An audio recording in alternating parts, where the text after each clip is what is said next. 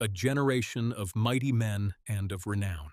In the previous verse, we saw how God spoke before a humanity that had turned away and said, "My spirit shall not always strive with man, for that he also is flesh. Yet his days shall be 120 years." Now we come to Genesis chapter 6, verse 4. The scripture says, "There were giants in the earth in those days, and also after that, when the sons of God came in unto the daughters of men, and they bare children to them. The same became mighty men, which were of old, men of renown." The earth was full of men of renown, of men who held a place among the multitude, and of figures that stood out among the rest. The text speaks of mighty men and of men of renown, but it does not present them so that man may admire their greatness, but to show the kind of generation that was rising upon the earth in those days.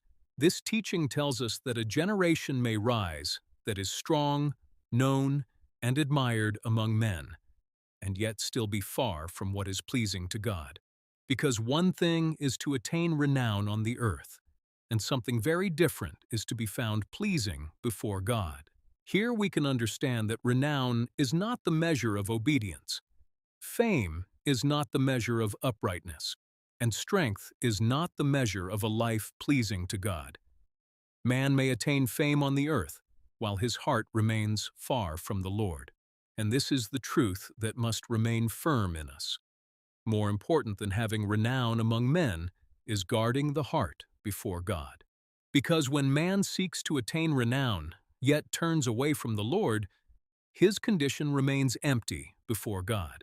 This teaching calls us not to seek only to be seen, admired, or recognized among men, but to guard our heart before God. Because more important than attaining renown on the earth is remaining in obedience before the Lord, the echo of the voice of God.